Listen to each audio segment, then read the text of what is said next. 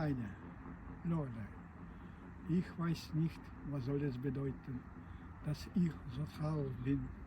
Ein Märchen aus alten Zeiten, das kommt mir nicht aus dem Sinn. Die Luft ist kühl und es dunkelt und ruhig fließt der Rhein. Der Gipfel des Berges funkelt im Abendsonnenschein. Die schönste Jungfrau sitzt dort oben wunderbar. Ihr goldenes Geschmeine blitzet, sie kämmt ihr goldenes Haar, sie kämmt es mit goldenem Kame und singt ein Lied dabei. Das hat eine wundersame, gewaltige Melodie. Den Schiffer, im kleinen Schiffer, ergreift es mit wilder Weh. Er schaut nur die Felsenriffe, er schaut noch hinauf in die Höhe.